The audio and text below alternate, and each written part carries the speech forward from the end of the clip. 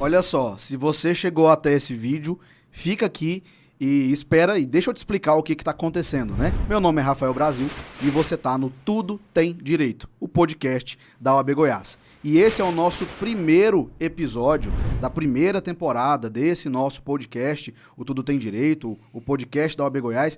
E antes da gente começar, eu quero te explicar como é que vai ser a dinâmica, né? Se você veio procurando juridiquês, é melhor passar para o próximo vídeo, porque aqui você não vai encontrar esse tipo de conteúdo. No Tudo Tem Direito, a gente quer trazer personalidades, a gente quer trazer empresários, pessoas que são referência em vários setores, em vários segmentos da nossa economia, para explicar para nós, advogados e advogadas, como tudo está ligado com o mundo do direito. E é por isso que tudo tem direito. Então aqui a gente vai conversar com empresários, saber das dores de cada um deles e saber como você, advogado, como você, advogada, pode resolver os problemas dos empresários, das empresárias do estado de Goiás, do Brasil, de que forma que nós, enquanto advocacia, podemos e devemos melhorar a sociedade como um todo. Então isso você vai encontrar aqui no Tudo Tem Direito, que começa a partir de agora. E para esse primeiro episódio, para o primeiro podcast do Tudo Tem Direito, eu não poderia deixar de trazer uma personalidade que é uma empresária de referência e, além disso, também é referência do empreendedorismo feminino. A gente quer fechar o mês de março, que é o mês da mulher, de uma maneira muito bonita e trazendo uma reflexão a esse respeito. E é por isso, então, que hoje a gente recebe a Helena Ribeiro e a gente vai falar muito sobre ela, sobre o currículo dela aqui ao longo do nosso bate-papo. Mas o que eu quero falar sobre a Helena é basicamente que ela, além de ser uma grande empresária, é uma referência, é uma líder que é inspiração para toda a sociedade e para todas as mulheres. E é por isso que eu estou muito feliz de te receber aqui. Obrigado, Helena. Obrigada eu pelas palavras e que prazer e que privilégio, então, estar abrindo aqui esse momento que eu acho de grande iniciativa de vocês. Parabéns. Começando Parabéns em grande pela estilo. Iniciativa. Começando em grande estilo. Mas vamos ver se a gente tem hoje um bate-papo sobre questões que sejam importantes, que possam inspirar ou até servir de alguns exemplos que eu já tive na minha carreira, na minha experiência como empresária, especialmente com as assessorias jurídicas que eu tenho tido. Helena, e eu quero começar falando justamente sobre isso. Essa vai ser, e eu quero transformar essa como uma pergunta principal aqui do podcast, mas eu quero sempre perguntar para as pessoas. Hoje, você é uma grande empresária, você já teve muitos momentos de felicidade, muitos momentos de tristeza, momentos de arrancar os cabelos, e isso faz parte da vida de todo mundo, mas da Helena de hoje, que tem uma assessoria jurídica, que tem advogados, que tem empresa... Não preciso falar nada, gente. Ela é dona de uma faculdade de direito, então acho que advogado para ela não é bem um problema, né? Mas dessa Helena de hoje, para a Helena que veio lá do interior, psicóloga, né? Morou fora, morou no Rio de Janeiro, também no interior do Rio de Janeiro, né? A primeira vez que aquela Helena precisou de um advogado, de uma advogada, para a Helena de hoje, a sua cabeça e a sua percepção sobre a advocacia mudou? Aquele primeiro advogado que talvez você tenha tido uma experiência lá atrás, não sei se foi uma experiência agradável ou não, e não precisa aprofundar também, né, sobre a experiência, mas eu quero entender sobre as suas expectativas naquela época e o seu relacionamento com a advocacia e como você lida com isso hoje enquanto empresária. Como é que é isso na sua cabeça? Então, é interessante essa pergunta e acho que, assim, precisa contextualizar porque é bastante abrangente. Na verdade, a minha primeira necessidade que eu senti e busquei um escritório de assessoria jurídica foi dentro do meu negócio. Eu abri meu negócio, vocês sabem, há mais de 30 anos, na década de 90. Quando foi no ano 2000, eu recebi um desafio. As teles estavam todas abrindo em Goiânia. E, por sorte, e por nossa, né, não vamos dizer, experiência no mercado, nós assumimos o startup tanto da Mericel na época, tanto da mudança da Tele Goiás para Brasil Telecom. Vocês que iniciaram, então, esse projeto. A gente fizemos todos esses projetos. E eu recebi um desafio da própria Brasil Telecom de assumir uma empresa, eu teria que abrir uma empresa na Lei 6.019, que eu conhecia muito pouco, que trabalha com mão de obra temporária, para assumir o call center deles. E, se possível, até terceirizar esse call center para frente. Por quê? Porque eu já prestava o serviço de seleção. Eu já entendia do processo. Isso já no Grupo Empresa? Já no Grupo Empresa, já em 2000. Sim. Eu já estava eu abri em 90, 10 anos de mercado. Mas eu tinha até então, só meu time interno de consultores, eu tinha 36 empregados naquela época. E aí, hoje são... eu teria que contratar 1.600 pessoas na minha folha. E aí eu falei, poxa, isso é bastante sério, bastante risco, eu vou contratar um advogado. Busquei e acho que fui muito feliz. E aí eu vou falar um pouquinho, começando a falar de perfil. Era um advogado trabalhista, porque eu ia ter empregados, e muitos, e de uma lei, de uma relação de trabalho que eu desconhecia. Eu contratei essa assessoria e ele era, para mim, uma pessoa que eu aprendi a ter bastante confiança, porque ele foi muito assertivo. Ele me ajudou a fazer o contrato, junto com um bom contador. Eu diria, para todos os empresários, gente, seja de que porte for, você tem que ter um bom contador e um bom advogado. Não esqueça disso. Bom mesmo. Não se contente com pouco. Isso tem que saber escolher, dentro da sua necessidade, o que for bom para você. E eu acho que tive esse privilégio de fazer essa boa escolha. E nós trabalhamos juntos durante mais uns 15 anos. Então foi uma relação muito boa. Foi uma relação duradoura e eu só tinha ele. O escritório dele era ele mais os filhos, todos advogados. E eles também faziam. Até hoje eles trabalham para gente, em alguma área. Mas como trabalhista, não mais. Uhum. Mas eles ainda trabalham. Então, ou seja, uma relação até hoje. De 2000 até hoje. Então, está aí com 22 anos, né? Aí, o que ocorre? Quando eu precisei, lá em 2012, 12 anos depois, um contrato bastante complexo, porque ele me assessorava muito no contrato com o cliente e nos trabalhistas. E eu vou te dizer, até 2008, eu tinha 5 casos trabalhistas, 2 casos trabalhistas, do tanto que o trabalho dele era preventivo. E a gente fazia um trabalho muito bom. Ele ia no meu RH e orientava. Ele fazia uma auditoria nos meus dossiês. Então, isso é um exemplo para um advogado trabalhista.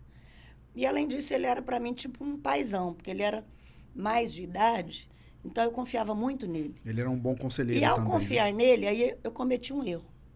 Achei que ele poderia fazer tudo. Então, eu precisava de uma análise de um contrato muito complexo. Eu precisava ter contratado um outro advogado. Ou ele, aí eu vou falar do advogado. Precisava ter a humildade de ceder, dizer, olha, eu vou buscar uma ajuda de um parceiro. Uhum. Nós dois não tivemos essa percepção.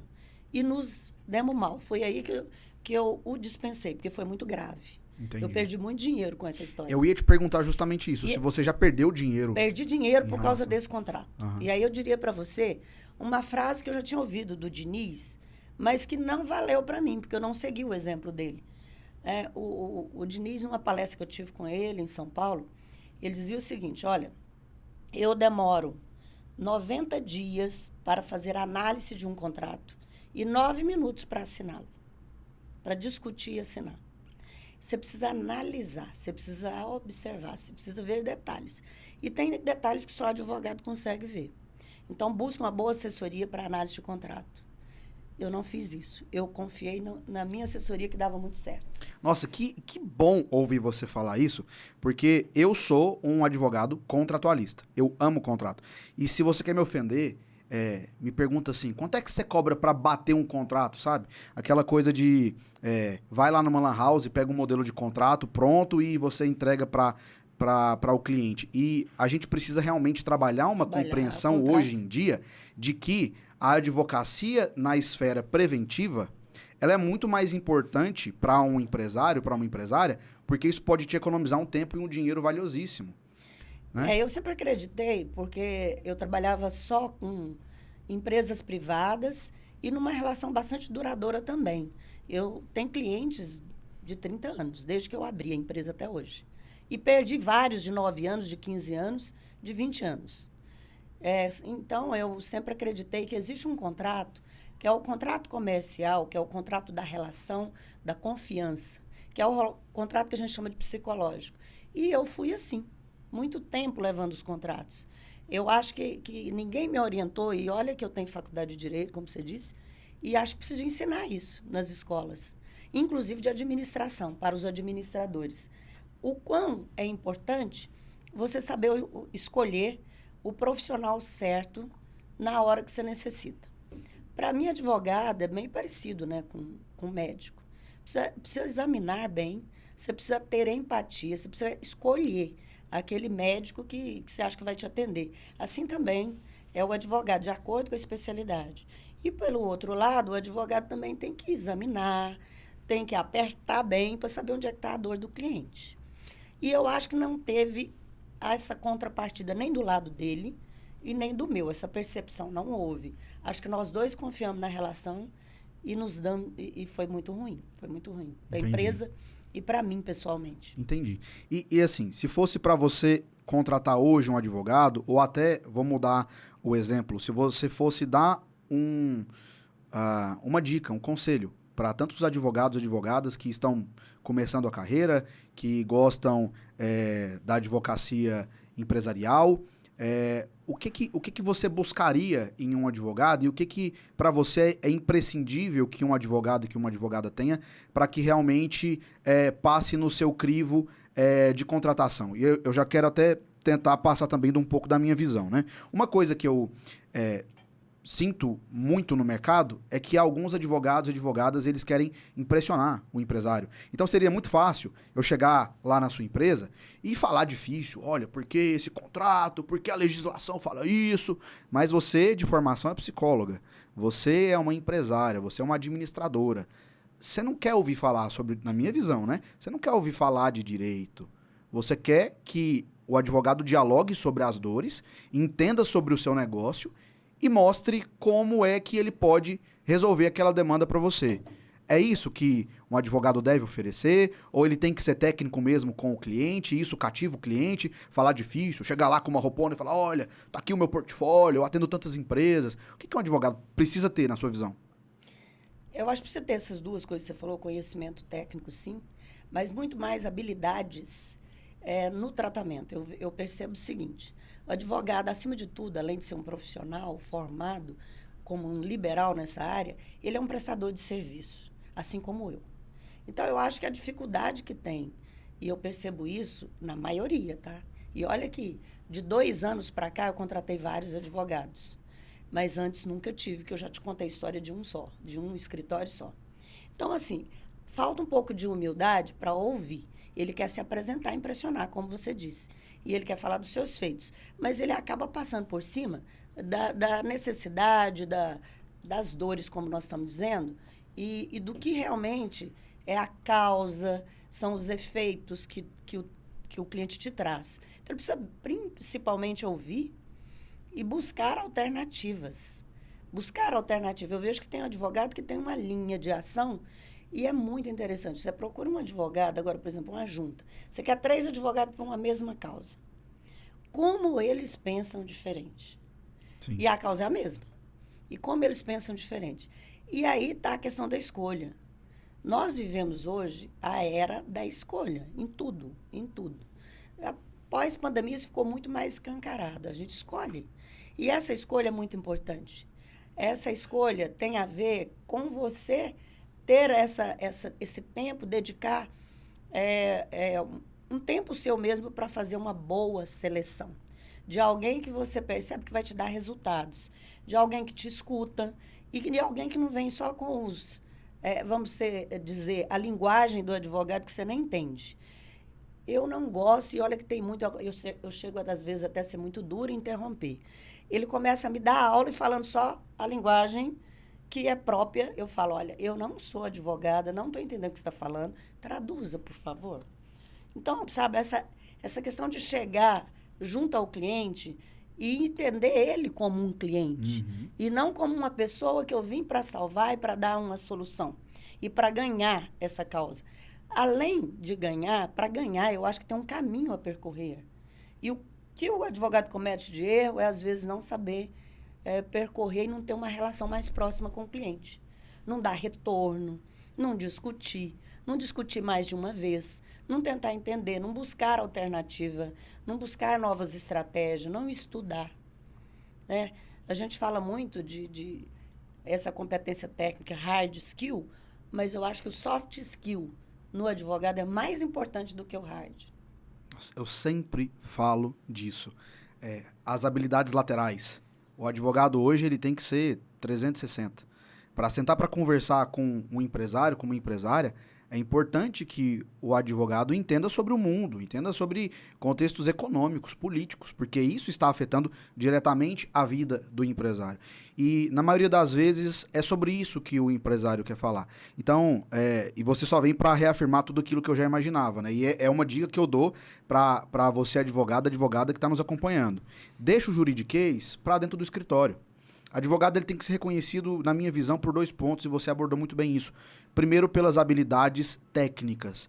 Ele tem que ser erudito, ele tem que estudar, ele tem que se aprofundar, e aonde o advogado, aonde a advogada for, o conhecimento deve ir na frente. Sim. Mas tão importante quanto isso é o advogado ser sensível às necessidades do cliente. Seja um pequeno empresário, seja um cliente pessoa física, seja uma grande empresa, eu acho que o ponto central da relação com uma advogada e um advogado é a confiança.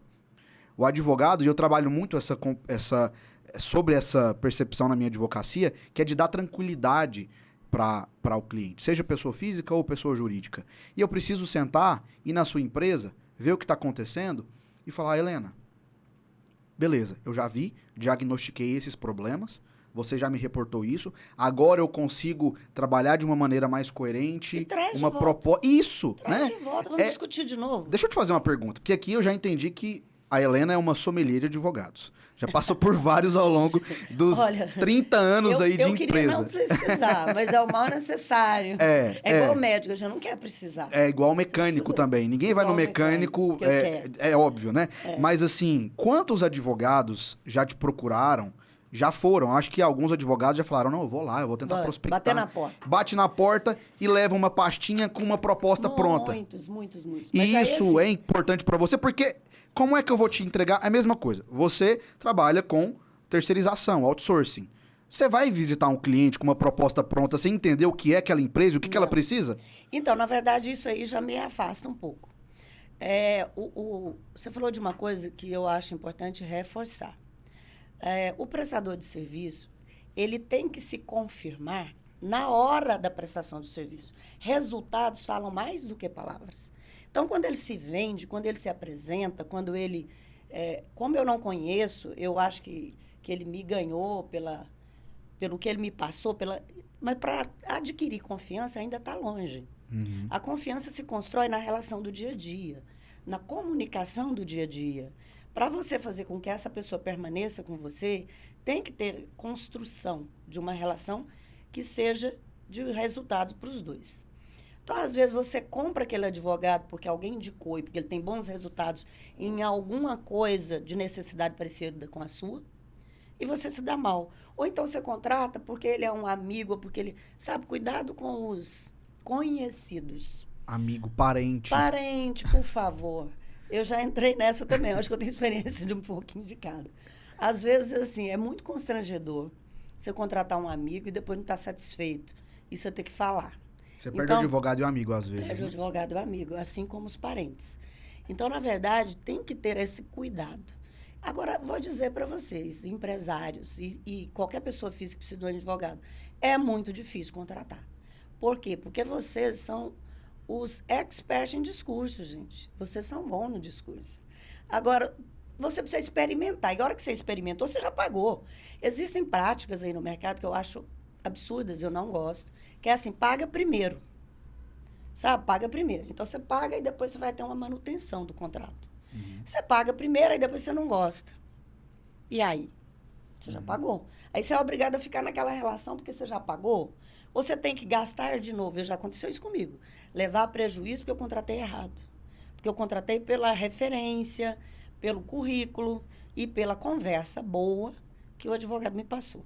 E isso já me causou problema. Então, a gente precisa entender que você precisa dar um pouco. Eu, no meu trabalho, eu estou sempre comparando como prestadora de serviço. Eu vou no meu cliente, eu apresento a proposta. Eu estava agora fazendo isso com essa cliente que eu falei para você de São Paulo, para trazer um contrato. Então, primeiro, eu quero vender ideias. Eu não tenho problema de passar minha ideia para ela e ela usar. Depois eu invento outra. Então, eu tenho que dar uma solução. Então, às vezes eu falo, a minha dor é essa. O que você faria? Ah, só se você me contrata lá para me falar. Isso eu não dou. Eu não faço assim. Por quê? Porque eu estou construindo uma relação de confiança. Então, eu já falo, olha, a minha ideia, eu tenho algumas ideias, eu preciso de aprofundar. Preciso de chegar lá e ver. Mas, assim, fazendo um overview da situação, eu faria assim, eu tenho algumas ideias. Ela, gostei da sua ideia. Vamos fazer um piloto? Foi por causa da ideia. E eu sou muito de contratar assim. Se eu não souber agora, depois da experiência, eu não contrato mais pelo currículo, eu contrato pela solução que ele pode me dar. E eu acho que ele tem que fazer alguma coisa que seja uma parte durante e uma parte no êxito. Você não acredita em você? Eu acho que essa é a melhor forma de dizer, eu confio em mim. Você confia em mim?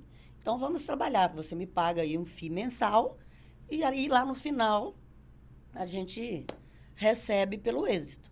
Essa eu acho uma excelente forma. Agora, receber antecipado para depois você ficar obrigado a ficar com aquela situação que não está confortável mais... Você já teve essas experiências e não foi... Já tive. Não foi legal, né? Já tive. E dentro disso, você acha, então, que um over-delivery, você ter uma entrega a mais do que você combinou, seja numa relação empresário-advogado ou na relação B2B, né? O empresário com o empresário, que é o seu caso, é importante para você? É muito importante para o mercado. Hoje, como eu disse, a gente já viveu a era do conhecimento. Na era da tecnologia, agora nós estamos vivendo a era das escolhas, porque a gente tem muita informação. O mundo pós-pandemia é um mundo de várias conexões. Nós estamos sem fronteiras. Eu estava, como eu te disse, no Open Mind em Brasil, falando antes de ontem com gente... Eu estava com uma pessoa de Singapura, estava com uma pessoa do Chile, estava com uma pessoa do Vale do Silício, São Francisco, e estava com várias pessoas do Brasil inteiro. A gente debatendo um tema de experiência do cliente. Olha que coisa interessante. Então, assim, a gente faz escolhas, você tem a possibilidade de fazer. E a escolha tem que ser de mão dupla. O advogado também tem que escolher. Será que eu dou conta de lidar com esse cliente? Ele pergunta toda hora. Eu faço um papel hoje que eu não gosto, que eu acho que eu não deveria, que é de gerenciar meus advogados. Olha, e cedinho, porque eu sei que cedo as pessoas leem, né? Cedinho, 1h, 7h, eu vou para o meu exercício, eu vou para o meu Pilates, antes do Pilates. Peraí, vou falar com os advogados. Na reunião passada ficou combinado isso. Como está o andamento? Aí ele joga para cima do outro. O outro não fez. E aí eu vou no outro. Olha, eu faço a mesma pergunta. Como está? Aí o outro, eu vi que eles estão jogando um contra, eu pego a fala desse, a fala dele, jogo para os dois. Confronta aí, vocês. E aí, quem que está errado aqui? Aí eles têm que falar, eu acho melhor vocês alinharem. Eu não preciso fazer esse papel, mas eu faço. Por quê? Porque eu sei que eu estou sendo prejudicada nisso. Vocês precisam andar com o que a gente combinou. Então, fazer esse papel de monitorar é ruim, mas é necessário, porque o timer de cada um é diferente. E, às vezes, no meu ponto de vista, o advogado que pode ter sucesso no processo é o que chega primeiro, é o que chega na frente, é o que é inquieto, é o que se movimenta. Aliás, em qualquer setor de serviço, você tem que se movimentar, você tem que fazer acontecer, você tem que gerar resultados, ainda que sob pressão. Entendi. Você passou recentemente por um momento de reestruturação no seu negócio, na sua empresa. Você veio de uma crescente e a crise econômica do Brasil acabou te impactando. Provavelmente, nesse momento, você deve ter diagnosticado acertos e erros que você cometeu. E o que você trouxe de aprendizado para quem você é hoje? Qual é a bagagem que você tem hoje depois de ter passado por essa reestruturação do seu negócio? Então, lições aprendidas. Eu acho que ser empresário nesse país é andar realmente uma montanha-russa todos os dias e desafiar os seus limites todos os dias. E isso a gente ouve. Eu tenho rodas, eu faço parte de grupos de rodas de empresário do Brasil inteiro, e até fora, como eu estava te dizendo, um dos grupos. Tem uns 3 grupos aí de empresários. E nós sofremos as mesmas consequências. E acho muito difícil a gente ter um negócio que não tenha sucessos e fracassos, ou pequenos ou grandes. Em determinadas, dada a devida proporção, você tem impacto, sim, que vem de fora ou às vezes de dentro. Ou às vezes da sua própria tomada de decisão errada, que eu estava pensando, às vezes, quando você começa o meu negócio, ele cresceu muito. Cresceu muito. Eu cheguei em 2014 a ter 105 mil empregados. Você já pensou o que é isso? Você imaginava isso? Nunca imaginei. Eu comecei, como eu te disse, lá em 2000, com 1.600 empregados. O que já era muito, Assustadíssima. Controlei muito bem até 2014, até 2012. Até 2012, eu tinha 5 problemas trabalhistas para dar a dimensão. E 20 mil empregados, que é uma coisa muito boa. Inédita. É não quase é boa, assim, não é boa, é inédita. É 0,01% de problema trabalhista, porque eu acho que isso é uma boa medida de desempenho. Sim. Você tem 20 mil empregados, quantos problemas trabalhistas? Qual que é a sua realidade? Porque no meu negócio é fácil de não ter problema trabalhista. Porque tudo eu faço antes. O cliente me audita todo mês para depois me pagar. A não ser que o cliente cometa um erro, ou eu cometa um erro muito grave. Ou então erros bastante pequenos, mas grandes é difícil. E nesse ponto, a advocacia preventiva é importante. Muito. Aquilo que eu te falei daquele advogado. A advocacia preventiva em negócios que você tem muita mão de obra é fundamental. Eu acho que esse é um papel É aí que ele economiza o dinheiro para você. É aí que o advogado trabalhista não está explorando. Fazer um trabalho de assessoria preventiva em empresas com mais de 100 empregados, por exemplo. Eu acho que, assim, esse serviço... Eu agora tenho sempre um advogado dentro da empresa, que é a minha assessoria jurídica interna, para fazer esse trabalho, porque não tem advogado externo que quer fazer isso. Eles não gostam, advogado não gosta de relatório, não gosta de fazer auditoria, eles gostam... Né? Eu acho que cada um ou não gosta ou não tem assessoria que faça isso. Um bom escritório, acho que deveria ter um sistema, deveria controlar bem os processos do cliente, deveria fazer uma auditoria preventiva. Mas, continuando, não sei se você quer interromper. Não, aí você veio, cresceu... Aí eu vim crescendo e eu fui crescendo também nos processos. Quando chegou ali em 2014, a gente... em 2012, até 2012 eu não tinha problema, eu resolvi comprar uma empresa que tinha em seu objeto social a contratação e no seu expertise e know-how trabalhar para governo. E ela já vinha com contratos grandes de governo. E eu não tinha governo, e eu estava indo muito bem, obrigado. Junto com a contratação da empresa, a compra dessa empresa, eu fiz a contratação de uma assessoria para governança corporativa. Tá, eu não vou ser assim tão maluca, né, de adquirir uma empresa que tem uma unidade que eu não conheço, porque ela já veio com as pessoas, sem ter outra assessoria aqui dentro, que é para cuidar dessa situação. Melhorar os meus processos, a minha controladoria, a minha área de jurídica interna, e tudo isso foi montado junto. Então, a gente montou as duas coisas. Tá, vamos montar a área de governo, mas vamos montar uma governança interna. Eu contratei 2 empresas. E gastei bastante dinheiro com isso. E foi nessa hora que eu não olhei os contratos. Os 2. E aí eu herdei problema daquela empresa, que eu não deveria ter herdado. E aí eu herdei problema dessa assessoria, que eu, apesar de ser uma empresa de seleção, a gente erra. Nós somos, né? A gente erra, estamos passivos de erro. Contratei muito mal essa assessoria interna. E foi uma série de problemas que foram acontecendo. Quando chegou ali em 2015...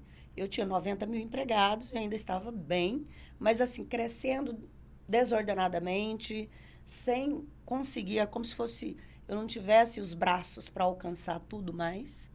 E aí tomar decisões com essa agilidade, com essa necessidade que o negócio estava exigindo, você fica meio que uma névoa, né? Tomar decisão na névoa, você faz a decisão meio pela intuição. E eu até que sou muito boa nisso. De mulher, a gente tem esse privilégio de ter um senso de intuição bastante desenvolvido. Mas passado esse 2015, a coisa, em 2016 eu fiz as Olimpíadas desse país. Muitos empregados problema. Dentro do Rio de Janeiro, que foi mais uma experiência importante e que a gente se deu muito bem na contratação. Você cuidou da Rio 16, né? Eu cuidei do Pan-Americano primeiro, em 2007. Tive essa experiência e, por causa disso, me contrataram para fazer as Olimpíadas. Que legal. Então, a gente foi contratado pelo Comitê Olímpico, mas junto com a empresa do governo. E aí eu me dei mal, porque lá no Comitê Olímpico eu era super bem, mas aqui eu não recebia. E eu comecei, então, a ter muita inadimplência desde que eu entrei nessa empresa de governo. Muita inadimplência. E lidar com inadimplência eu não tinha experiência, porque os meus clientes privados são muito grandes e eles tinham a corresponsabilidade de me pagar, ou então os funcionários que estavam dentro do negócio dele ia ser prejudicado. Então, a gente sempre teve uma relação muito... Às vezes demorava 70 dias para pagar, mas era um cliente fidelizado. Governo começou a não pagar e não pagar de jeito nenhum. E um processo muito burocrático. Muito burocrático, muito complicado. Não tem entradas, não tem conversa igual eu tinha com os meus clientes. Não tem relação. E isso foi se acumulando. Eu não sabia cobrar, não tinha departamento de cobrança, não tinha nada, porque não precisava. E aí começaram os problemas. Quando foi em 2016, eu já comecei a reduzir. Eu já tinha 60 mil empregados. Mas pensa, 60 mil empregados. Quando foi em 2017, eu voltei para 30 mil empregados. Quando foi em 2018, eu falei, não dá, eu vou falar a palavra assim, desculpa, chutar o balde com o governo, eu não quero. Tinha bons contratos, não eram ruins, e tinha péssimo contrato, que era o maior. Tava pesado, né? Tava pesado. O contrato ruim, fui o primeiro que eu bati de frente.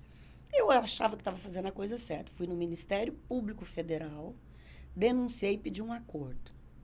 Não era assim, que é o jeito certo? Falei, eu não vou lá, porque com ele não vou resolver. E aí eu falei, olha, está aqui na mesa o que ele me deve e está aqui a rescisão dos empregados. Peço, senhor juiz, que ele pague as rescisões do empregado para que nenhum de nós dois tenhamos problemas. O que ele deve para mim, a gente discute. Ficamos acordados, tem uma ata. Saiu dali, não pagou. Descumpriu, mais porque uma vez. Porque é governo, tem todo direito, né? E mais do que o privado, eu acredito. Dali começaram vários problemas, porque os funcionários até então não sabiam e levei um susto. Os funcionários vieram todos em cima de mim com sindicato. Chuva de ações trabalhistas, então. Chuva de ação trabalhista, não só isso. Foram para o jornal. Foi muito ruim para a minha imagem como prestadora de serviço. Isso estava afetando os meus negócios de privado de 25 anos. Olha só, a gente vai virar de página, mas antes disso eu quero dar um recado para você, advogada que está acompanhando a gente. Aliás, já quero saber desde já o que você está achando do nosso bate-papo. Então, comenta aqui, siga a OAB Goiás nas redes sociais, o Instagram da OAB Goiás, no YouTube, já começa a se inscrever aí no nosso canal do YouTube, dá uma curtida aqui no nosso vídeo. E, bem, eu tenho alguns recados para passar para você de algumas ações da OAB, algumas oportunidades que eu quero compartilhar com você. A primeira delas é um programa que a OAB Goiás está fazendo em conjunto com a Secretaria de Educação do Estado de Goiás, que é o Programa de Dignidade Menstrual. Então, a OAB fez pontos de coleta de absorventes e você pode participar levando isso no céu da OAB, na ESA Goiás, na CASAG e também na sede da OAB. Você pode fazer a sua doação de absorventes higiênicos descartáveis, porque esses absorventes eles serão levados para as estudantes da rede estadual de educação que vivem em situação de vulnerabilidade. Então, esse é um programa muito louvável, o programa de dignidade menstrual, e eu quero te convidar a fazer parte desse programa e fazer a sua doação. E também dizer para você que a OAB está com o programa do Refis. Então, a gente tem até o dia 30 de abril para você fazer o parcelamento das suas dívidas, das suas anuidades, dos anos 2021, anos anteriores, propostas de parcelamento aí com até 100% de desconto de juro, multa. Então, corre lá, se você está com uma inadimplência, o momento é esse para você fazer o pagamento disso parcelado, sem juro, sem multa, e é uma excelente oportunidade para você, tá bom? E também a campanha de vacinação da CASAG, a campanha de vacinação contra a gripe e influenza, você pode comprar para você, e você pode comprar até 4 doses, isso está saindo a R$ 49,90 a dose, especialmente para você, advogado, para você, advogada, tá bom?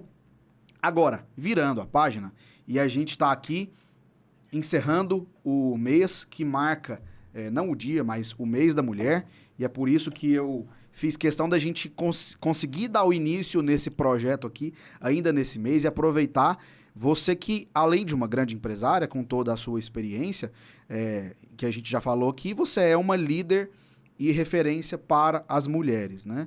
Você hoje está participando do quê? De quais ações, de quais iniciativas ligadas à valorização da mulher? Então, eu tenho gasto um bom tempo no voluntariado, o que a gente chama de trabalhar para o protagonismo feminino. Que bom que você fez essa pergunta. Eu acho que todo mês é mês da mulher, mas é importante ter um dia para a gente poder refletir sobre isso. Eu tive falando esse mês desse tema, né? Desse tema, liderança feminina em vários momentos. E é muito interessante que hoje eu faço parte de alguns grupos já há algum tempo. 2013, eu comecei junto com a Luísa Helena, a Sônia Rez, um grupo de mulheres, que nós éramos em torno de 40 empresárias, que resolvemos bater na porta do presidente do Brasil, que na época era uma mulher, para que a gente pudesse contar para ela que, no lugar de apontar o dedo, nós queríamos contribuir. Por quê? Porque a gente queria trazer ideias, a gente queria participar do governo como uma frente de empreendedorismo, para poder ajudar mesmo. E uma das causas que a gente adotou, porque a gente trabalha por causas, era realmente trabalhar em favor do protagonismo feminino. Eliminar a violência contra as mulheres, trabalhar em cotas para as mulheres, trabalhar na independência financeira para que ela possa cuidar, porque a gente sabe que muitas mulheres hoje são as líderes da família, que o seu companheiro está desempregado e ela que cuida. Então, é trazer profissão, trazer alternativas de renda. E dentro do Mulheres do Brasil, que começou com essas 40, eu sou líder do núcleo, que a gente chama de Núcleo Goiás, mas hoje a gente tem núcleo no mundo inteiro, e em todos os continentes, e somos mais de 100 mil mulheres. É liderado pela Luísa Helena Trajano.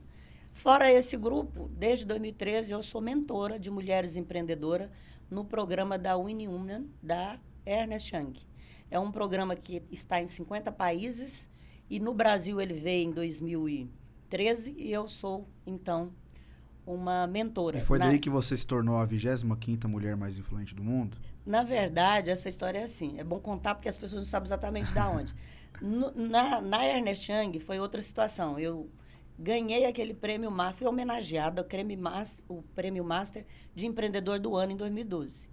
Como eu era uma mulher empreendedora do ano, a única em 11 homens, então eles me convidaram para ser mentora no programa. E dentro desse programa tem 9 mulheres mentoras. Entre elas, essas que eu citei, Tieco, a Sônia Rez e a Luísa. Então, lá foi isso. A história das 25, em staffing, que é a área que eu atuo, eu faço parte de um grupo mundial. Esse grupo mundial de recrutamento, seleção, outsourcing, terceirização, existe um ranking em todas as empresas, que é do segmento, que é essa empresa mundial, e ela faz esse ranking. O primeiro ranking eu estava entre as 100, que foi em 2016. Depois eu fiquei entre as 50. E agora a última, que foi 2018, entre as 25 da América Latina. Em 2020, eu fui receber o prêmio em Miami, porque eu continuava a única brasileira entre as 25. Então, nós fomos, e eu assustei muito que em fevereiro cancelaram, eu já estava lá. Cancelaram a entrega do prêmio. Então, o prêmio é para o segmento. Por quê? Eu fui a maior empresa do país, Hoje não sou a maior, mas eu ainda continuo sendo referência. Minha empresa é referência nesse segmento. E a minha empresa teve problema, está com problema, mas a Helena continua sendo a pessoa que tem o conhecimento. Claro. Então, eu estou entre essas mulheres de referência no meu segmento, porque realmente eu conheço muito do meu segmento. Então, é isso. E, olha só, eu vou trazer dados de hoje da OAB Nacional. Se você entrar aí no site da OAB Nacional, você tem lá o quadro da advocacia. Então, hoje, no Brasil, nós somos, ao todo, 1.334.882 advogados e advogadas regularmente inscritos e inscritas no quadro da OAB. Desse número, olha que interessante, nós temos 638.924, quase 639 mil advogadas e 625.600 advogados. Equilibrado para mais para as advogadas, ou seja, a gente hoje já tem um contexto. Mas você sabe que isso é minoria, esse grupo de advogados. Porque no Fórum Mundial de Economia, que existe um estudo junto com a ONU, no mundo inteiro, em termos de liderança, de cargos, né, e de empresárias que chegaram lá onde normalmente só homem chega, nós, brasileiros, somos 3%. No mundo, mulheres em cargos, né, de alta performance, C-level, são 21%. E o fórum diz ainda, se a gente continuar no ritmo que estamos aqui no Brasil, a gente ocupa a 93ª posição num ranking de 156 países. Nós vamos demorar 135,6 anos para ter as mesmas oportunidades que homens. Para equilibrar. Olha que absurdo. Tudo que é grupo de empresários que eu participo, nós somos minoria. Ontem eu estava num Você grupo sai na da foto, Anshan, só tem... Business Affair, da Anshan. Só homem e você de mulher. Presidente. Não, lá tinha 2 mulheres empresárias. Você e a mesmo. palestrante. Puxa. E aí é justamente sobre isso que eu quero falar, né? Hoje nós já temos, dentro dos quadros da OAB, mais mulheres do que homens. Parabéns. De maneira natural, se você Mas for... deixa eu te fazer uma pergunta, eu sei que você está me perguntando, pode se inverter? Claro. Dessas 600 e tantas mulheres, quantas no Brasil são presidentes da ordem? Eu quero chegar nesse ponto. Não, eu quero chegar nesse ponto, olha só. Olha meu raciocínio. Duas ou três. Olha meu raciocínio. 2 estados. A gente tem mais advogadas que advogados. Se você for nas faculdades, nós temos mais mulheres... estudantes, com certeza. Do que homens. Certeza. E eu vou além. No meu escritório, eu já tive 2 sócias, tá? Não vejo nenhuma razão de ser em fazer nenhum tipo de distinção a esse respeito. Hoje, no meu escritório, eu só tenho mulheres porque eu não consigo achar currículo de homem à altura. Tem vaga, porque às vezes tem uma vaga de um auxiliar administrativo que eu preciso de um homem, sabe? Para às vezes carregar uma caixa, um serviço que é mais braçal. Eu não acho. Até mesmo nessas vagas, se preparam bem. Eu tenho vagas que as mulheres se sobressaem. Ok. Mas no contexto geral, a gente, obviamente, e aí trazendo essa pergunta que você me fez, a gente ainda vê que o protagonismo do homem se sobressai ao das mulheres, até mesmo dentro da OAB. Você me questionou do número de presidentes, né, de mulheres que são presidentes da OAB. Nessas últimas eleições é que realmente foi implementado em todo o Brasil o projeto Paridade, que foi um projeto apoiado pela OAB Goiás, que foi um projeto encampado pela OAB Goiás, dentro do Conselho Federal, para que nas eleições da OAB, nas eleições classistas, houvessem o mesmo número de vagas para homens e para mulheres. Então, hoje, dentro do sistema OAB, em todo o país, você tem o mesmo número de dirigentes dentro das diretorias, dentro do conselho, você tem que ter o mesmo número de conselheiros e de conselheiras. Justamente para a gente reduzir esse gap que é histórico, a gente não pode tampar o sol com a peneira, essa diferença existe, e esse tipo de incentivo e de iniciativa vem justamente para a gente reduzir esse distanciamento que há. Te pergunto, o que mais que a gente pode fazer na sua visão? Vamos sair do conceito de OAB, tá? Vamos tentar pensar na advogada autônoma que está começando a carreira dela. Como que uma pessoa dessa pode ter mais protagonismo e brigar num mercado de trabalho onde ainda há essa diferenciação? Estou aqui com você, que é uma referência na área de contratação. Eu quero te ouvir nesse sentido. Mas veja só, aí não tem uma resposta para isso, eu entendo que não. Mas existem algumas hipóteses e algumas perguntas. Tá. Eu acho que tem mais perguntas do que respostas. Por exemplo, eu até gostaria de saber se existe algumas hipóteses dentro da própria OAB, que é um exemplo de oportunidades que vocês estão dando de igual e que tem realmente um número de mulheres que se preparam mais, que têm mais oportunidade de estudar até se especializar mais nessa área. O porquê que elas não chegam lá onde normalmente só os homens? Por que nos conselhos só tem presidente homem quase que em todos os estados? A gente tem, acho que 3 estados só que tem presidente mulher. Por que elas concorrem e não chegam lá? O que acontece na visão de vocês? Acho que tem algumas hipóteses. E tem algumas perguntas. Tem uma que eu acho muito interessante. Será que o privilégio é percebido para quem tem? Em que sentido?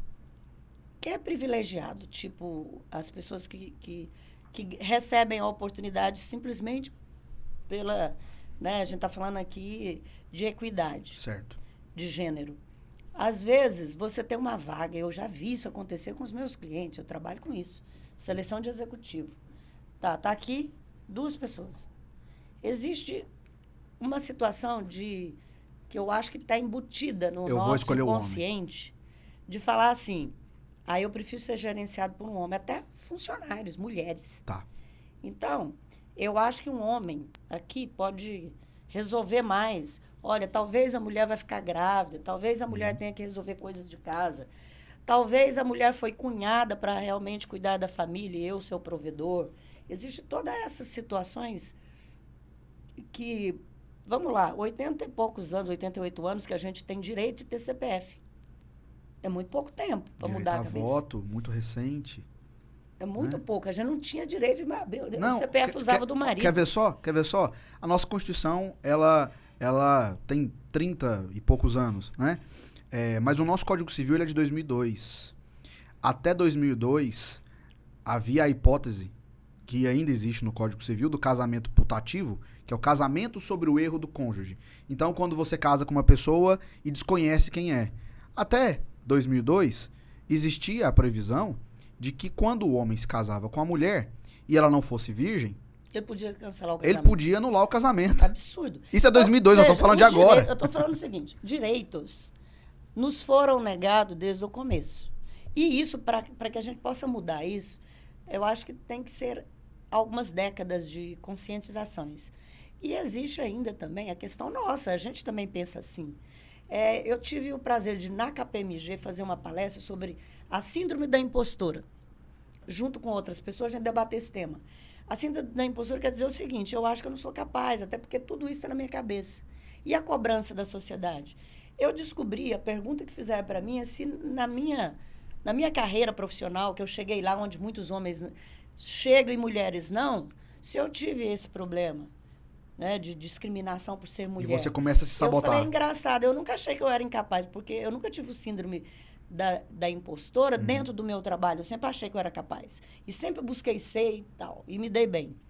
Na vida pessoal eu tive. Então a gente vai ter. Por quê? Porque lá eu trabalhava muito, as pessoas falavam, você trabalha muito. Amigas, sua família. Amigas da escola da minha filha. Eu não era motorista da filha todo dia. Nossa, você trabalha muito, você não tem um prazer de trazer sua filha. Mas o avô leva. E você vai deixar. Eu não posso delegar para levar para o avô. E seu marido, né? Né? Então você trabalha muito. E a família? Você está trabalhando muito. Né? E a casa? E você não quer delegar a casa. Você quer ser super mulher. Você quer dar conta de tudo, né? Não, papel de mãe você não delega, é indelegável. Sim. Eu não delego papel de mãe. Mas delegar os outros papéis, por que não? Da arrumação da casa, de uma pessoa que cuida, para o seu gerente do banco cuidar das suas contas, delega coisas que você pode delegar, que você vai conseguir fazer isso bem. Hoje eu faço sem culpa, mas eu tinha culpa disso. Então, isso está enraizado na nossa cultura. É estrutural. E é mundo, não é só aqui. Tem países que são piores. E tem países que são melhores do que a gente. Mas existe aí uns muito pior que a gente. Mas está enraizado. Isso foi lá da nossa início, né? Existe aí histórias que cada um pode contar absurdas dessa situação. E tem mulheres que realmente fazem escolha, tipo, eu não quero. Eu prefiro... E tem que respeitar essa escolha também. E são escolhas. Eu acho que, desde que a escolha seja dela, a mulher pode fazer Sim. o que quer e estar onde ela quiser, desde que ela faça a escolha e que não seja imposta a ela, pelo simples fato de ser mulher. Porque eu já vi várias vezes, ela tem a mesma competência, tem o mesmo conhecimento, trabalha na mesma função e ganha menos. Sim. Não faz sentido dentro de uma empresa. Agora, o bom dessa história toda é que tem muitas empresas conscientizando sobre esse tema e nunca foi tão discutido e mudou bastante nos últimos, 5 anos. Não é tão longe, mas nos últimos 5 anos já melhorou bastante. Por causa dessas empresas que abraçaram essa causa. Porque hoje eu acho que um grande ativo das empresas é a desigualdade, de todas as maneiras. A desigualdade vai trazer sustentabilidade, isso é um tema que faz valor. E é um ativo muito grande para a empresa, uma riqueza. É bom que tenha essas diferenças. Isso é um equilíbrio. Buscar o equilíbrio é ter pensamento desigual para chegar numa situação melhor. Sim. E mulher e homem pensam diferente. São lateralidades cruzadas na mulher, que ela, né, a gente consegue, vamos dizer, conversar e chupar cana. Assoviar e chupar cana. Assoviar e chupar cana. Eu não sou boa em ditados de jeito nenhum, esqueço tudo. Meu marido diz que eu invento os meus. Então, assim, você pensa do lado direito muito mais, mas você consegue também conectar com o lado esquerdo. E o homem, desde o início, você já viu, o homem quando ele vai fazer uma brincadeira, ou ele brinca de bolinha de gude lá na criança, ou ele brinca de carrinho, ou brinca de bola. Criança não, ela brinca de casinha, muita coisa. Eu botava uma cidade inteira, eu montava cidades, sabe? Eu queria uma cidadezinha, ali tinha tudo, tinha farmácia, tinha hospital. Então, a gente já é multitarefa. E, às vezes, isso atrapalha também. Porque é impossível, você tem o mesmo tanto de hora que o homem. E o network, que o homem tem muito mais facilidade de fazer, a mulher não pode. Ir para uma roda de network, tomar um drink com uma série de homens, que são a maioria, isso vai pegar muito mal. Então, tem todas essas questões envolvidas. E isso a gente não pode levar 135 anos para resolver isso. Se todos nós da sociedade resolvermos, existe no mesmo fórum um estudo, que isso é importante, para toda a sociedade perceber, gente, isso não é uma questão social, isso é uma questão econômica. Mais do que uma questão social, é econômica, vamos dizer assim. Por quê? Você não quer pensar com a razão, pensa com o bolso. Não, exato, porque se todas as mulheres com essas capacidades que você citou, elas estudam mais, elas se preparam mais, elas são competentes, elas querem fazer, e elas às vezes têm que se esforçar mais para parecer que é igual ao homem, se elas fossem colocadas no mercado de trabalho, tem um número, tá? Que eu não sei se eu estou sendo precisa, mas isso é de 2020 já. Tá. Fórum Mundial da Economia. A gente teria mais de 638 milhões de emprego e mais de 1 trilhão e 300 milhões de dólares, trilhões de dólares no mercado mundial. Se tivéssemos igualdade de tratamento e de oportunidades. De oportunidades. Aí a gente ia para o mercado de trabalho, tinha tudo, podia, e isso ia gerar muito dinheiro no mercado. Caramba. Agora, puxando um pouco para a advocacia, eu sou advogado. E até, fazendo um parênteses, eu não gosto muito desse negócio de local de fala, porque eu acho que isso é excludente. E é óbvio que a gente tem que ter bom senso e não falar de algo que não é a nossa dor. Mas quando a gente inventa essa coisa de local de fala, em muitos contextos a gente exclui os homens de debates sobre mulheres e passa pelos homens a mudança da sociedade e da cultura e de inclusão das mulheres. Então, a gente tem que trazer para perto e não afastar e repelir, né? Mas, fechando parênteses, não é o meu local de fala, não é a minha dor, mas para quem está de fora, eu vejo que existem 2 problemas gritantes com as advogadas. O primeiro deles, ainda há uma certa discriminação, descrédito por parte da sociedade, de clientes. Já presenciei situações de menosprezo a advogadas por parte de magistrado, né? Nós já tivemos casos... Sai na mídia. Infelizmente, já tivemos casos aqui né? De desembargador que foi falar da roupa que a advogada estava trajando. Isso existe. E aí, para mim, isso aqui é uma questão estrutural, e aí a gente precisa aprofundar nesse debate, porque, né, não sei muito o que se pode fazer a esse respeito. Claro, a gente tem que ter políticas afirmativas. A OAB tem, através das comissões, nós temos um endurecimento muito grande em relação até mesmo à prerrogativa da mulher advogada dentro do sistema OAB. Então, isso é algo que a OAB é muito sensível e se preocupa bastante. Esse é um tema muito caro para a advocacia. Mas, na outra ponta, é uma questão mercadológica que também não afeta só as advogadas, mas que é a relação da maternidade, o afastamento temporário do mercado de trabalho.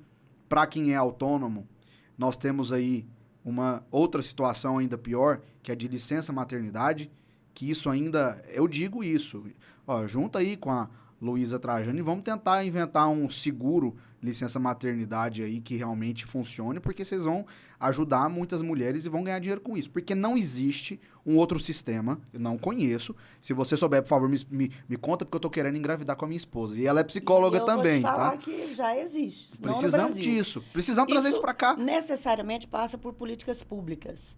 A gente tem que cobrar dos nossos políticos. Por quê? Existem países que já fazem a licença paternidade, você sabia disso? Sim. Justamente por querer trabalhar essa questão da equidade de gênero. Existe já. Se eu hoje, existem países tipo a Suécia, qualquer outro, acho que a Dinamarca, que já fazem. Se eu hoje estou no mercado e ganho mais do que meu marido e minha carreira alavancou melhor, por que não ele cuidar da criança? Qual o problema? A criança é nossa. Qual que é o problema de dividir as coisas da nossa vida? É o básico. Qual que é o problema? Isso não quer dizer falar que o marido me ajuda. Não. Ele faz o papel dele. Dentro da sua casa. Se você escolher morar sozinho... ele é tão bonzinho, ele me ajuda com os filhos. Não ajuda. ajuda. Peraí, é dele a casa. Ele está fazendo para ele. Né? Assim como eu estou fazendo para mim. E é muito justo quando a gente divide um mesmo espaço, a gente dividir obrigações. Sem contar que é muito mais gostoso você construir junto. Muito. Essa pandemia, de novo, eu gosto de falar do que é bom, né? Eu acho que eu sou bastante positiva e otimista em tudo. Então, a pandemia, eu falei já, a maravilha da tecnologia que a gente lançou mão e o home office. Mas uma coisa boa foi a convivência, que teve bom e ruim, mas estou falando do lado bom. Eu, por exemplo, tive uma excelente experiência. Porque, infelizmente, eu perdi uma pessoa que me assessorava há 25 anos dentro da minha casa, pela Covid. Puxa vida. Muito ruim. Acho que muita gente aconteceu isso, foi muito triste. Ainda tem gente morrendo. É assustador quando a gente começa a olhar o quantas pessoas morreram e parece que não estava na hora. Mas aí a gente começou a se virar. Tipo, eu não sabia usar a máquina de lavar da minha casa, porque eu nunca tinha elétrica. É uma coisa muito simples, mas eu não sabia porque eu nunca tinha usado. Mas agora eu vou usar. Aí o meu marido, não, eu gosto de cozinhar. Adoro cozinhar para meus amigos, esse é o meu lazer. Receber gente na minha casa e cozinhar. Então eu falei, eu fico com a cozinha, você fica com as roupas, você tem mais habilidade, você gosta. Ele até hoje, ele pegou gosto. A minha secretária, as roupas dele, ele pedala, chega em casa. Estou contando um exemplo que eu acho que vale para as outras pessoas. São nas pequenas coisas. Ele chega, ele mesmo lava as roupas dele, não deixa nada fora. Nunca tive minha casa assim, que as roupas estão limpas o tempo inteiro. Uhum. Só fica as roupas de cama, mesa e cama, e para ela lavar. Então, ficou muito mais fácil, a gente divide tudo e com prazer. Parece que dá mais prazer. Foi a gente que fez e a gente cuida mais. Sim. Melhor do que limpar é não sujar. Verdade. E, Helena, eu vou pegar emprestado as palavras do Lúcio Flávio, nosso conselheiro federal, ex-presidente da OAB, ou como diz o Rafael Lara, nosso presidente, uma vez presidente, sempre presidente. Então, o nosso sempre presidente Lúcio Flávio, ele costuma dizer que a ordem dos advogados do Brasil é a ordem dos advogados. Então, a gente tem que olhar para dentro de casa. Mas também é a ordem dos advogados do Brasil. Sim. E aí, nesse sentido, a OAB tem um papel social muito importante. Ainda falando sobre mulher, a gente falou agora do programa de dignidade menstrual, que é uma iniciativa louvável, né? Interessante. O que você acha, na sua visão, como uma mulher líder de movimentos de empreendedorismo feminino, o que a OAB pode fazer para inovar e para ajudar a sociedade como um todo? Então, eu até tenho um exemplo, né? Nós, no Mulheres do Brasil, nós fizemos Unidos pela Vacina. E agradeço muito, né, o Lúcio Flávio e toda a OAB pelo apoio. Então, o que a gente tem que fazer é unir.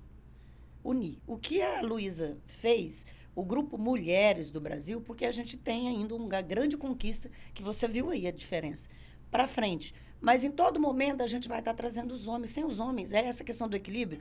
Não adianta a gente fazer um discurso e não fazer na prática. Então, essa união de um órgão tão importante para o Brasil como a Ordem dos Advogados é estar unido nesses grupos. Por que não nos apoiar em trabalhos ou em ações que possa trazer mais à tona essa discussão, essa reflexão dessas diferenças? Do que a gente pode fazer para reduzir esses 135 anos?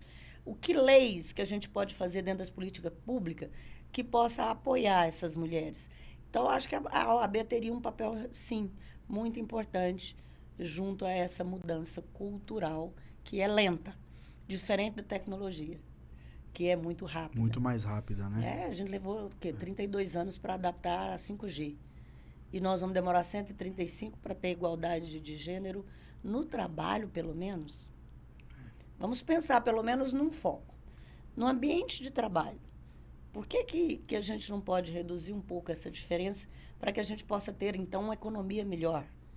Ter um progresso nas escolas. Né? O que a gente tem que ensinar?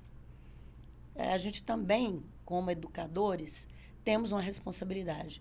Então, a união da escola, de políticas públicas, de associações, de órgãos como a OAB, de mulheres e homens de boa vontade que querem realmente um resultado para equilibrar mais a situação, é só assim que eu acho que a gente pode chegar lá, numa situação bem melhor. Principalmente no Brasil, a gente é líder, né, nessa situação de... Nós somos muito mais mulheres do que homens em muitas situações. Nada mais justo do que ter o protagonismo que lhes é devido. Que nos é devido e que possa oportunizar aí, uma redução nessa diferença para que seja bom para os dois lados, porque o homem também não quer isso. Eu sinto que não. Né? Alguns homens não, são bastante... Leva isso até na brincadeira. Eu já vi pessoas dizer, olha, as mulheres agora querem montar, usar assim mesmo, montar nos homens, né? Tomar o lugar dos homens. Mas que insegurança que é essa, gente? E nem as mulheres podem achar isso, né? Claro. Eu tive uma situação que, quando eu comecei a ser executiva, lá muito jovem, com 24 anos, para depois virar empresária, aos 29, eu jamais me vesti como um homem. Existia na minha época, lá na década de... finalzinho de 80, início de 90, as mulheres usavam os terninhos. Uhum. Né? Eu falei, eu não uso terninho, vou usar vestido. E na FGV é muito engraçado, você falou como é que eu consegui. A FGV foi batalha.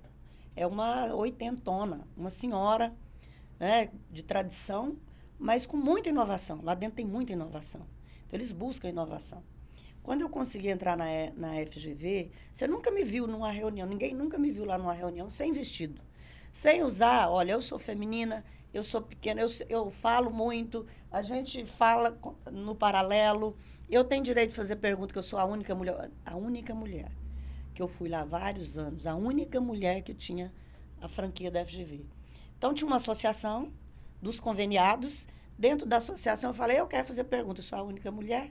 Então, usar disso para mostrar que isso...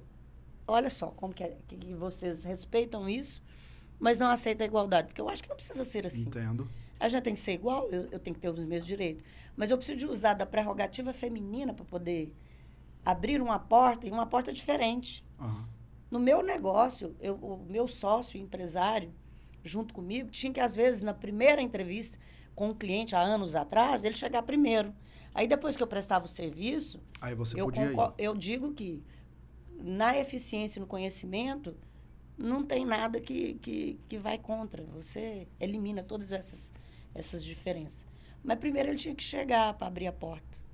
E outra coisa, eu já fui em várias reuniões com ele, onde ele estava mais, eu chamo de enfeite, me abrindo a porta, sim, porque ele trabalha na educação, eu trabalho no outsourcing, para que o empresário me ouvisse. Sentisse confiança em ter você. Aí ele falava com ele. Aí ele olhava para mim para me responder. Puxa várias vida, situações parecidas. Mas isso é normal em todos os ambientes nesse momento. E pode ser uma causa que a gente possa abraçar juntos. Por que não? Que bom. Fica aí, então, a sugestão. Fica aí a dica. Convite aí para o Lara, novo fica presidente. O convite, Rafael Lara. Aliás, parabéns, Lara, de novo. O Lara é um amigo pessoal, ele é família. E acho que está muito bem representado. Assim como o Lúcio Flávio, gostava muito dele também. Parabéns aí. Bom, se deixar, a gente fica aqui o dia inteiro conversando, né? E, sem sombra de dúvidas, teremos outras tantas oportunidades. Eu quero te agradecer pela sua disponibilidade de estar aqui com a gente no nosso primeiro episódio e abrir aí a palavra para você dar o seu recado final. Meu recado é também agradecer muito pela oportunidade, por esse bate-papo agradável e falar de coisas que eu acho que são bastante relevantes, que eu gosto. E acho que para as advogadas, que parabéns aí pela representatividade dentro da ordem, eu quero deixar um recadinho, tanto para elas quanto para todas as mulheres da liderança ou empresárias. Acredite em você. Saiba que você está preparado, que você pode. E, acima de tudo, não se intimide. Vá em frente com o que você sabe e saiba usar seu espaço da maneira educada, do seu estilo, do seu jeito, e seja o que você quiser, porque você pode. Helena, obrigado pela sua participação. E para você que está acompanhando a gente, não deixa de se inscrever no canal da OAB Goiás, de compartilhar os nossos conteúdos e também de dar o seu feedback, porque isso para a gente é muito importante. A gente vai ficando até aqui e até a próxima no nosso podcast Tudo Tem Direito, podcast da OAB.